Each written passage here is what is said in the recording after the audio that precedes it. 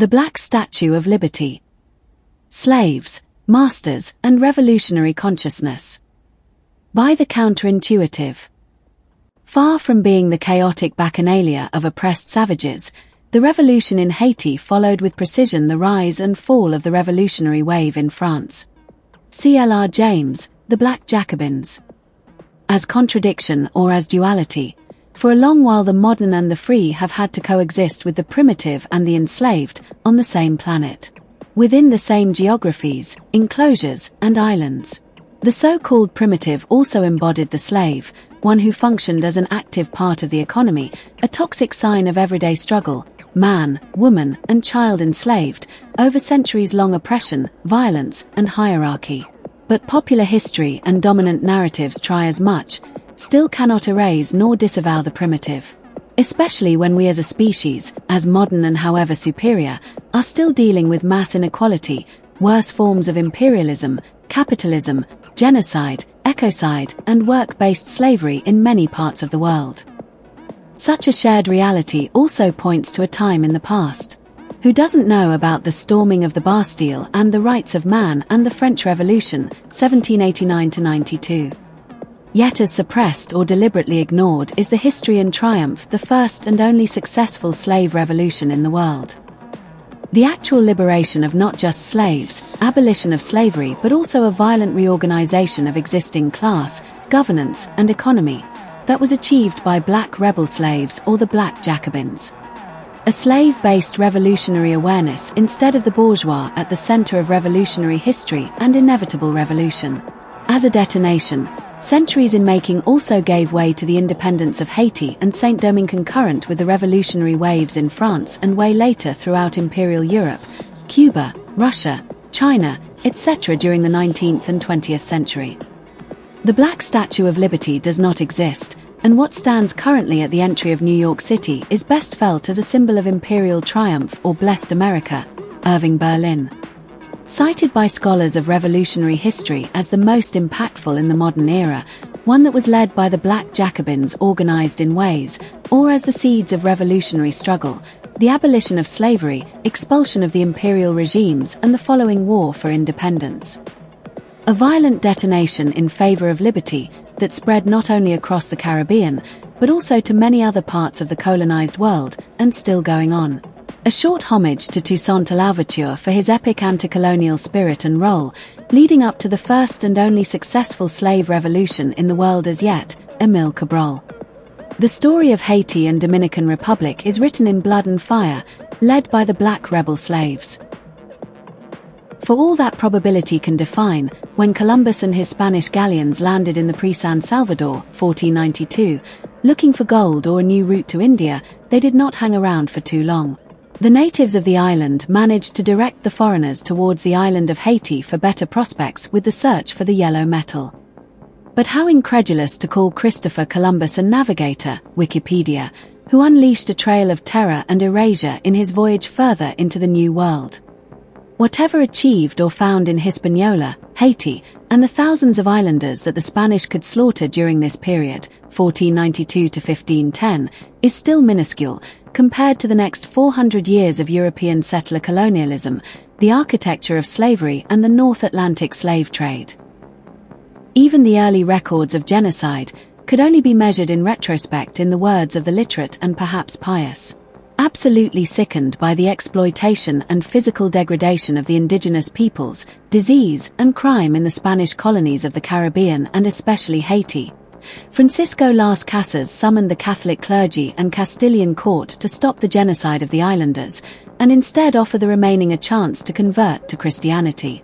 Las Casas's official plea, 1514, had no real immediate impact, but King Charles V granted Vincent Laurent de Gourevod, Catalan, permission to haul slaves at a greater quantity from Africa, Decreto Real, Ley Aprobada de 1518. Many historians posit this period as a turning point, or as Professor David Stannard frames it as beginning of the Afro-American Holocaust. The numbers are always up for revision or debate, but no less than 12 to 13 million Africans were enslaved, displaced, and shipped off, uprooted from their native ecosystems. bound for the islands of the Caribbean and Brazil under the most horrible conditions imaginable, and later towards the American colonies, Mexico, Mesoamerica, Peru, etc. Scholars, white and black, still bitterly debate as to how many perished in transit and how many more during esclavitude. New models reveal the depopulated zones and timeline of the North Atlantic slave trade. The Caribbean islands would never be the same, most often framed in terms of pre- or post-Columbus. Rapid expansion and the outward trajectory of Spanish colonization from Hispaniola, Haiti, into a way bigger geographic realm, titled back then as Nueva España, 1492 to 1592, would eventually create a gateway for rival European colonizers. Spain's maritime dominion over the Caribbean would rapidly dwindle during the 17th century, sabotaged first by the French and later by the British, Dutch, and even later by the emergence of the United States. In any case, by 1610 thousands of non-Hispanic privateers, traders, and settlers had established permanent housing, colonies, garrisons and trading posts across many islands that we know as Jamaica, Cuba, Suriname, Trinidad, Dominican Republic, Grenada, Guyana, St. Lucia, etc. 1595 to 1610, French pirates began establishing bases on the western side of Haiti. Initially held together by stealing slaves, domesticated animals, and crops from Spanish haciendas and later from British Jamaica, they managed to create a foothold on the island.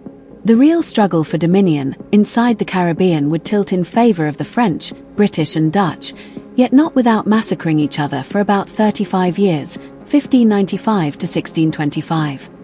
While monarchies based in the metropoles of Europe constantly battled on land and sea in the Caribbean and in Europe, war could not be sustained without an immense slave-based economy, robbing millions of bodies over time from the western and southwestern coast of Africa towards the New World. By mid-1670s, the Pearl of the Antilles was divided as two separate European entities, Haiti as the Spanish and Saint-Domingue as the French, Treaty of Cap Francaise. Both sides remained devoted to slave trade and plantation economies, growing on a scale never achieved before. Extraction based on slavery and on sugarcane, coffee, cocoa, tobacco, spices, etc., ramped up further by cattle farms, cotton, banana, and rubber plantations. According to Dr. Sue D. Hazarizing, British Mauritian, the continuous flow of African slaves, rapid evolution of maritime transport and modern agronomy reached its apex in terms of colonial efficiency. Saint-Domingue was more prosperous than most provinces of France and Spain of the period, let alone by far the richest European colony in the world. Yet the Pearl of the Antilles would transform into a serious pain in the ass, or worse, a total blowback on the French and Spanish Empire. By 1760, the slave population of the island had grown 5 times more than the gens de couleur. The majority of freedmen in the colony were such gens de couleur. They benefited from connections with their European families. These relations were often troublesome, racist, or deprived in terms of access to higher education, but they did at least exist. Over time, of these colored freedmen some grew prosperous. Mulattoes numbering thousands were also in direct competition with slave-driven plantation systems belonging to the ancien regime whites. That situation caused terrible friction between the two groups, but at the same time it did give land and slave-owning mulattoes considerable common interests to seek independence, or evade taxes or raise tariffs, together with the land and slave-owning whites. In any case, the slaves who outnumbered both the white and mulattoes were well on their way towards grassroots resistance. Leaders of the revolution were elsewhere, but the poorest and illiterate of slaves were slowly aspiring, learning to read, write, and count, organizing themselves over time for the day when they would rise up. The slaves practiced voodoo in Haiti and later as migrants, fleeing the Haitian Revolution, to Louisiana, Georgia, North and South Carolina. The voodoo songs, witchcraft, and rituals practiced by the slaves in Haiti and Saint-Domingue included incantations about the elimination of all whites one day. Or the voodoo incantation for the dying and terminally ill slaves, "I'm going home, to live with God," syncretism between different African tribes, 2010. What began as a sporadic or extreme option would grow up into a mass movement. Many slaves, as well as freed slaves, poor mulattoes abandoned their previous means of subsistence to become Maroons. Emerging as a chief of the Maroons was Francis McCandle, a freed slave who had managed to become an orator, in the opinion of a white contemporary equal in eloquence to the European orators of the day. But McCandle was different, in his superior strength and vigor. Way ahead of Toussaint, Dessalines, Christophe, and Pétion, the rebel leaders of Haiti and Saint-Domingue, McCandle initiated small acts of sabotage, armed resistance, sowing the seeds of revolution. He conceived the bold design of uniting the Negroes, attacking the mulattoes in terms of cattle and property, and driving the weakest whites out of the colony, black Jacobins. McCandle and organized gangs poisoned many white locales as well as set fire to slave jails. Eventually apprehended by the French loyalists, he was burned alive in Saint-Domingue. Slave insurrections grew more frequent, and so would the resentment and power play between the planters, slavers, slaves, mulattoes, and European administration. The storming of the Bastille and revolutionary Paris, intoxicated with liberty and enthusiasm, François Mignet, was decades away. Funny how the ghost of McCandle returns in the video game Assassin's Creed 3 as the character Agat navigating a virtual psychogeography with Francis McCandle as guru and assassination mentor. An uninstructed mass, feeling its way to revolution, usually begins by terrorism, C.L.R. James. There seems to be a striking similarity in such a pre-revolutionary stage across history. The HOA Ho, Vietnam, Black Panthers, US, PLO, Palestine, and Zapatistas, Mexico, to name just a few. Organized militancy and resistance groups such as Hamas al-Qassam in Palestine, Hezbollah in Lebanon, and the Houthis in Yemen and NLA, Libya. Sections of society, media, academics, and the state, if so, continue to insist that such uninstructed and militant organization equate to terrorists because they are clearly threatened, one way or another, by the revolutionary spirit, by class-based insurrections, by savage uncontrollable hordes of the global south as a global or local phenomena. By 1730, hundreds of slaves had escaped into the highland and deeper jungles of the island. Even as many were captured, lynched, or placed back in the plantation, the shared motivation to abandon and reorganize was very much growing, black Jacobins. Such social disruption was also suffering from acute malnutrition and a rising wealth gap between the rich whites and poor mulattoes, both of whom also feared the growing population of the slaves. Haiti also became an element of the local political language, which was used to express the racial tensions of the independence period. The social and economic conditions for revolution in Haiti and Saint-Domingue was decades ahead of the French Revolution, also well ahead of rebel heroes such as Toussaint, Dessalines, Christophe, and Pétion. Yet the tipping point of the Haitian Revolution, and what these cult figures did, went far, far beyond the boundaries of the island. From that lattice of Pan-African resistance, appeared our protagonist Toussaint Louverture. Born a slave and Creole, yet eventually emancipated, educated, Toussaint joined the French military for about 5 years, aged 40. Though he would not organize any armed struggle for the next decade, he knew well that the wealthy slave-owning class and the gens de couleur had to be eradicated, especially if the ruling elites based in Saint-Domingue were to oppose the abolition of slavery. Toussaint's tryst with Sonthonax is a great example of black and white merger of interests and ideology, as the struggle for liberation, a collaboration that wanted abolition of slavery and independence from Metropole France. Dr. Sudi has a reason. No irony that Sonthonax was a Jacobin based in Paris before he set sail for Saint-Domingue. Toussaint collaborated with the Spanish to attack the French, and later turned around to fool the French by organizing raids on Spanish haciendas in Haiti. It's prescient to note that Toussaint and Dessalines also rejected various offers by the British, 1799 to 1802. According to C.L.R. James, the rebel leader knew very well that one European colonizer and regime could be no better or more trustworthy than the other. Edward Said suggested that the history of black Jacobins was very much on the same revolutionary timeline, ahead of the Arab Awakening, the story of the Arab national movement. Major events and disruptions in 1938, with news of revolutionary outbreak in France, heckled for the collapse of the French Vichy controlling Algeria, Lebanon, and earlier in Morocco. France's richest colony would be pilfered, ransacked, burned, and reorganized between 1791 to 1795, in ways no one could envision back in revolutionary France. From such a chaotic and utterly violent landscape would appear bands of resistance and anti-imperial figures like Toussaint Louverture, able to fire up a huge collective energy that could transcend the barriers of race, class, and eventually dismantle the existing colonial might and structure. But this is not just about master-slave hierarchies or the master morality versus slave morality, a central theme of Friedrich Nietzsche's works. Since race is an imaginary distinction, not biological nor evolutionary, the architecture of racial complexity is as immense. A complexity, as a fusion of so-called races, between the white, mulatto, and the Negro would also provide the pre-revolutionary conditions necessary for anxiety generated by the rise of violence amongst the three groups, eventually threatening to overthrow the master dominion itself.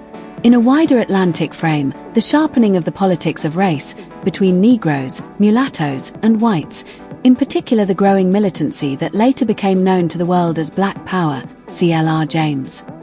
Black Power, which was not an outcome of abolition of slavery in the US nor the anti-colonial rebellions in Africa. Factors and subaltern histories, summing up a general awakening that granted the Haitian Revolution a resonance hearing across the island. The people of the West Indies were born in the 17th century in a westernized, productive and social system. C.L.R. James. Members of different African tribes were carefully split up by the European slave owners and the pedagogy of Christianity, to lessen conspiracy and possibility of the slaves uniting again. Worse, as the erasure of African culture, memory, and languages, slaves were compelled to master the European languages, highly complex products of centuries of civilization. Little celebrated is that history of the slaves, as primitive as they were, albeit managed to bring on a cultural revolution upon themselves, leading to the wipeout of their oppressive masters, black Jacobins. The iron collar placed on millions of detribalized Africans cannot be undone by decolonization alone, nor was it ever erased by the Athenian figure of liberty in New York. But the iron collar would be broken by the same slaves, leading up to their emancipation via the most violent and treacherous means. No one but the slaves would pay the highest price for such independence. C.L.R. James, born in Trinidad, argued as early as 1935 that it was neither the Americans nor the British or even the French bourgeoisie that was responsible for the actual abolition of Negro slavery, but just for the sole satisfaction of abolishing it on paper and never as class nor in spirit. Reply to Leon Trotsky, Emancipation of the Revolution. Yet Toussaint did not make the revolution. It was the revolution that made Toussaint. The Theory of Haiti, Poetics of Universal History by David Scott. So what did Toussaint actually achieve? Not just the creation of a disciplined army, the defeat of the English and the Spanish, but also the defeat of Rigaud and French loyalists, the establishment of local governments all over the island that were autonomous. For Toussaint, the harmony between the races and classes were crucial, and the enlightened or European means of administration could wait for the time being. David Scott. But was all this inevitable? James insisted otherwise by saying, slave revolutionaries in Haiti and Saint-Domingue were an evolutionary spark for the slaves. As much as factory workers in France and later laboring class of Russia, or even later across Algeria, China, Africa, etc. The Haitian Revolution of August 1791 confronts the French Revolution, 1789–99, on many different grounds. The hypocrisy of the French emancipation model is made very clear, because the abolition of the Ancien regime did not mean the abolition of slavery and the emancipation of all. Jean-Paul Marat. The abolition of slavery was addressed by Toussaint Louverture and several other armed resistance groups, over time, and using the word of God as well as law of freedom, housing, education, guns, booze, clothes, shoes, and whatever means possible. Toussaint Louverture, as a matter of individual leadership, was responsible for this unique achievement, way ahead of any revolutionary figure we know of. But not without a mass of 400,000 men, women, and children backing the rebel leaders, organized over a period stretching 50 years, roughly 1750 to 1800. Even as he never waged any large-scale military operation against the French rulers, albeit Toussaint earned the title of Black Spartacus, is about the power to organize as well as plan disruptions all over the island, aiming the French and the Spanish. No less heroic or persistent is the story of Jean-Jacques Dessalines, leading a sustained armed struggle over 25 years. Unlike Toussaint, Dessalines enlisted poor mulattoes, runaway convicts, and even the white defectors into his guerrilla force.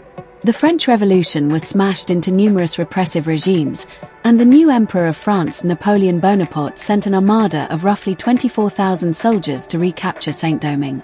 Very briefly put, the project would eventually prove to be an epic disaster, with less than 30% of the original number of soldiers left alive by 1800. Except the largest slave owners of Saint-Domingue and Port-au-Prince, no one had answered Napoleon's 1801 decree and offered to the islanders as new subjects with special laws. Yet Napoleon's mercenaries would manage to kidnap Toussaint's younger and elder sons and bring them back to Paris. One decisive move that forced Toussaint Louverture to a conditional surrender, yet only after he had signed the new constitution, along with other rebel leaders on the 7th of July, 1801. By July 1802, Toussaint was in France, imprisoned at Fort de Dieu in Montpellier. As any wicked or cunning politician, Bonaparte simply let Toussaint rot in jail, without any trial or legal representation, till next year in April. The world's first slave-turned-revolutionary leader would die of sickness in his jail cell, yet his role as a true revolutionary was done. Napoleon Bonaparte would come out as the eventual imperial loser, very shortly. News of Toussaint's death set off even more insurrections, looting and pillaging of French plantations, factories, and ports, rapidly freeing up the remaining slaves as well as capturing the principal ports, tax collection centers, and military garrisons. By 1811, France had entirely lost its most profitable colony, and Spain would follow through relinquishing all imperial control by 1814. Clearly from late 1780s till 1810, with the single exception of Bonaparte himself, no single figure appears in world history or say a revolutionary stage more gifted than our protagonist, Toussaint Louverture, a slave till he was 40. The death of Toussaint fired the rebel spirit directed by various figures like Dessalines and Pétion, waging guerrilla-style warfare on various fronts, burning the French naval vessels, reducing Napoleon's invasion down to worthless a repatriation deal in 1805. Once declared Haitian emperor leader of the Haitian Revolution, Governor-General Dessalines was eventually assassinated by rival rebel leader Alexandre Pétion in 1806. Pétion, unable to control civil unrest in the newly found Republic of Haiti, eventually urged the emerging rebel leader Simon Bolivar to step in, 1816. The American part in the above geopolitical catastrophe is hilarious and telling. President John Adams, opponent of slavery, supported the slave revolt with munitions and sent the USS Constitution to bombard French vessels, as well as extend diplomatic support in 1798. But all that came to an end in 1801, when Jefferson, a slave-holding president, took office and rescinded all forms of solidarity. No wonder America's own pending list of colonial horrors, based on slavery and the possibility of civil war, was also around the corner, 1860. The Black Jacobins by C.L.R. James is amazing in many ways. The scholar's monumental analysis of the Haitian Revolution is a kaleidoscope of revolution, race, class, and more so a demonstration of uneven but combined development of revolutionary consciousness. The author presents the dialectic of enslaved laborers of Haiti and Saint-Domingue, suffering under the concentrated oppression of slavery, could also be totally hospitable, open to the boldest conclusions of revolutionary thought. The worst part of the story, beyond the revolutionary spirit and overthrow of imperialism, is about collective punishment. Dealt upon Haiti and the Dominican Republic by European rulers, economic and political isolation, over the next 200 years. It is a no-brainer that Haiti remains the poorest country in Latin America and the Caribbean and among the poorest countries in the world. Medium human development category with a ranking of 166 out of 193 countries. World Bank, 2022. Inside Haiti, it is not surprising that a significant part of the population still lives in conditions little removed from slavery. OECD, Human Trafficking 2012. If one is inspired by revolutionary acts of Robespierre, Marx, Gramsci, Lenin, Che, or many such Euro-vanguards, then one is also obliged to concur about Toussaint Louverture and Jean-Jacques Dessalines. Simply put, we can't make the mistake to see them as two political figures in a remote Caribbean island. Labor Union leader and revolutionary W.E.B. Du Bois's monumental 1935 work Black Reconstruction in America mirrors many of the revelations found in the Black Jacobins. The original Jacobins were based in Paris, and the evolution of Black Jacobins was nourished in the soil of C.L.R. James's native Trinidad. One of James's most striking achievements in radiating from the Jacobins in revolutionary Paris and the Marxist theory of permanent revolution illuminated not just anti-colonial struggles in the age of socialist revolution, but also the anti-slavery liberation struggle, one that he believed would last centuries as a continuous cultural revolution made of many generations and all colors. It should be clear that James's recognition of the truth of the Haitian Revolution is eventually about cultural and not just politics. However violent or not, the Haitian Revolution was not the result of some abstract or objective historical exercise, but actual mobilization of people, leadership, as much as their self-emancipation of slaves over a long period of time. We are back where we began. The quest for liberty and emancipation is perhaps as long as that of civilization, is also what we have come to know as revolution. Liberty is also a colossal neoclassical female figure robed and crowned in Greco-Roman aesthetics. She holds a torch above her head with her right hand, and in her left hand carries the tabula ansata with the inscription July 4, 1776. With her left foot she steps on a broken chain and shackle, commemorating the national abolition of slavery following the American Civil War. After its dedication, the statue became an icon of freedom and of the United States as well, seen as a symbol of welcome to immigrants arriving by sea. But all such welcoming and patriotic myths are long done with in terms of the United States. Apparently, the bourgeoisie of France felt a deep need to gift liberty to the newly found nation of United States, and not to Haiti or the Dominican Republic. How selective or plain racist and imperial. To sum up the matter as an embodiment of the United States or the confluence of the females Britannia, English, and the Marianne French.